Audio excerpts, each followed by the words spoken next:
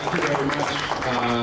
I want to introduce to you a local legend, a local hero, an activist, an author, international all-star, Luis J. Rodriguez, who has been gracious enough to join us tonight with his presence. So let's give him a very warm welcome.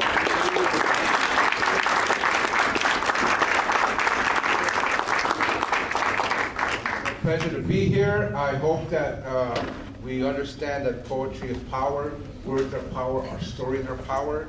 So I'm going to share a few things, but before I do, I just want to let you know really quickly, if you're interested, about the Atucha Press. I have been doing this press for 25 years, and people need to know that it's there. It's an LA press. We do sell our books out of the San Fernando Tia Chucha Center Cultural bookstore. I just want to show you the beautiful covers that we do. We ain't playing. These are real good, beautiful books, beautiful poetry in between beautiful covers. Our designer has been with me for 25 years, Jane Burnett. She's part Native American, and she's been a great friend all these years because now she doesn't design for anybody except for us. So I want you to know that because a lot of people don't know that I have a press. It's really funny how there's like a fractured mirror. You know, people know I'm a poet, people think I'm a novelist, people think I do gang memoirs, and they never think it's the same guy. I'm also a publisher, and I'm also a bookstore guy. Yeah.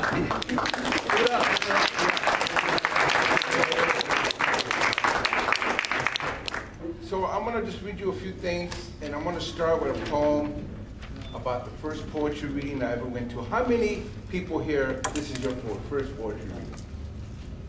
You guys are old veterans, old hats, okay. So pretend when you had your first poetry reading. I want to read you a poem about the first one. I was 18 years old. It was in Berkeley, California. I'd never been to a poetry reading in my life. And this is one of these things where, I don't know if poetry does that to you, but maybe other things, where you finally get exposed to something that really speaks to you. I'm saying to your bones. That's what happened when I heard these poems, these poets. I didn't know I was going to end up being a poet, but my destiny was already calling me. And just so you know, I was heavy on drugs, I was in a gang, but sometimes it takes something like that to begin to waking you up to your own purpose. And this is the poem. It's called Fevered Shapes, and it's dedicated to the 3 best performance poets of the time. This is 1973.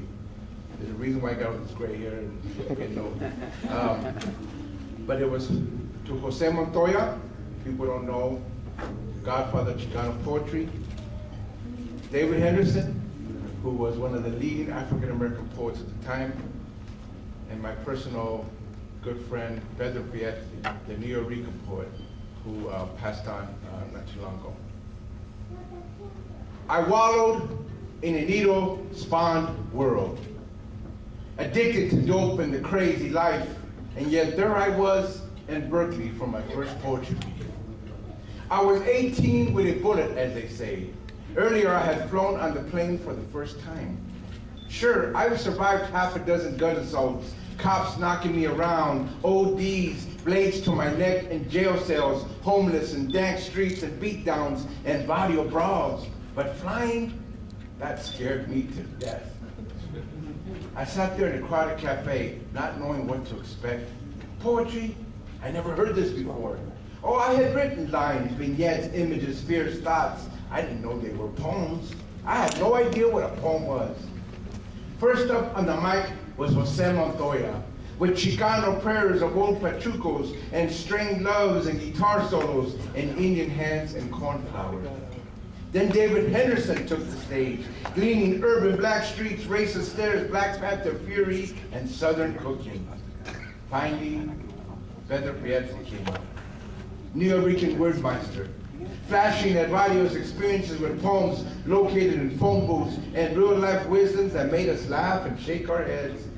I never heard words spoken this way, more music than talk, more fevered shapes than sentences, more Che and Malcolm than Shakespeare. These poems came for me, lashed from my throat, demanded my life savings, taking me for a sunset ride.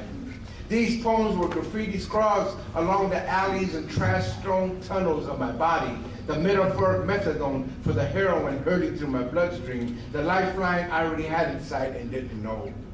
These poems were pool sticks, darting gangways, a swirl of sunrise after the graveyard shift, a blood black yelling behind torn curtains, a child screaming, and nobody coming to help. They were a woman sent after a night of lovemaking, a sweet touch of hand to face, cascades of hair on a pillow, a moan during an elongated kiss. These poems were shadowed and tense, starter doubts, sorrows without grief, the moon without sky, unknown melodies, the falling inside that happens when you push a razor onto wrist. They came for me as I sank into my suicide, while fidgeting in a chair, inching under the skin, as I wondered why I even came. Jose, David, and Pedro, I was never the same after this. They came for me, and I've never let go. They came for me like perspired poems ever since. They came for me and all my addictions, my lies, my phony masks, my pissed off wives, neglected children, angry friends, and back-to-back failures could never, ever take them away.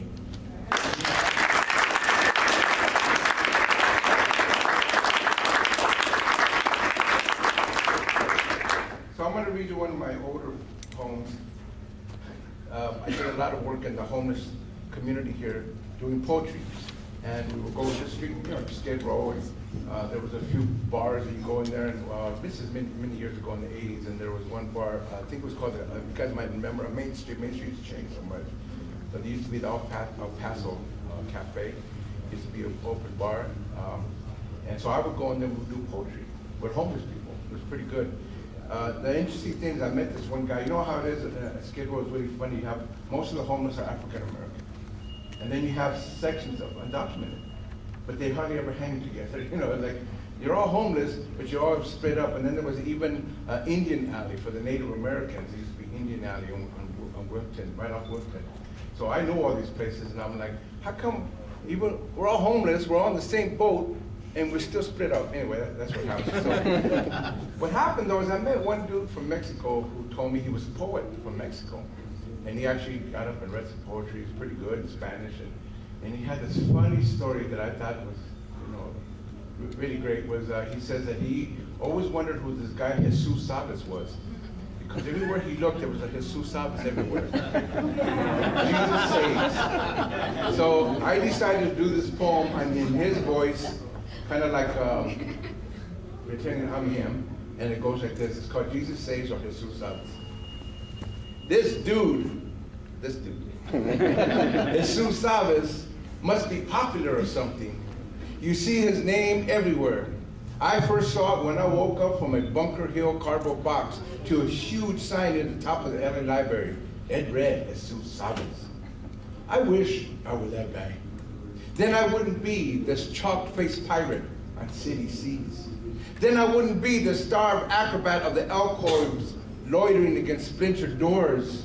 Then I wouldn't be this apparition who once had a home made of stone even and a woman to call wife.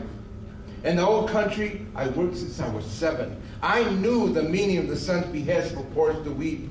But now such toil is allowed to rot like too many berries on a bush. In the old country, I laughed the loudest, made the most incisive remarks, and held at bay even the most limpid of gatherings. But here, I am a grieving poet, a scavenger of useless literature. They mean nothing in this place. My metaphoric manner, the spectacle of my viscous views, first, nothing. I am but a shadow on a sidewalk, a spot of soup on a block wall, a roll of dice across a collapsing hallway in a downtown single-room welfare hotel. Okay, Senor Sabas, right now, this is your time. But someday a billboard will proclaim my existence. Someday people will sigh my name as if it were confection on the lips. As long as I have a rhythm on my breast, there will come this fine day when this orphan, pregnant with genius, is discovered sprouting epiphanies like wings on the doorstep of mother civilization.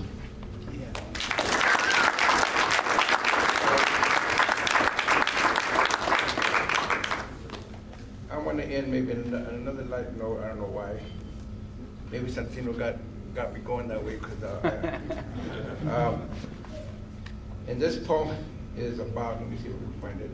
Yeah. I don't know about you guys, but I have had cockroaches with me for So I decided to write this poem.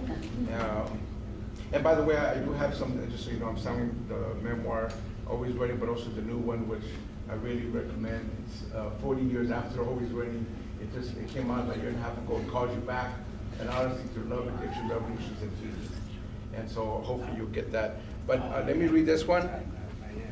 And then we'll move on. This poem is called The Cockroaches I Married.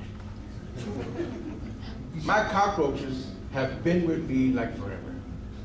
Several generations of roach families have graced my cupboards and bookshelves for 30 years. They are likely related to the critters I encountered when I first married. Although my wife and I eventually broke up, these cockroaches continue to haunt my socks drawer and toaster. Over the years, regardless of where I lived, I've carried these roaches in boxes, magazines, clothes, and electrical appliances. They nestled in the crumpled creases of the darkest recesses. I trust it was them the darn things do look like. Besides, every landlord I knew claimed no roaches existed in their places until I showed up. Over time, I've tried everything to get rid of the damn pests. Bug sprays, cucumber slices laid out in various corners, roach motels, and Chinese anti-roach chalk. But somehow, a few managed to survive and store away in my possessions until I arrived at my next abode. If I paid attention, I could have given these creatures their own names. Le Rocher, Cucaracha, or Lord Buckingham. They may end up as lifelong partners. They have outlasted my wives, cars, and jobs. But over the years, I've accumulated some horror stories. Like when my kids were babies, I turned on the lights and watched cockroaches scurry across their small faces.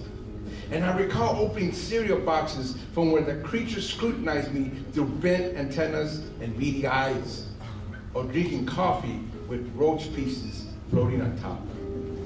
Despite this, we lived for a long time in a kind of human-insect detente.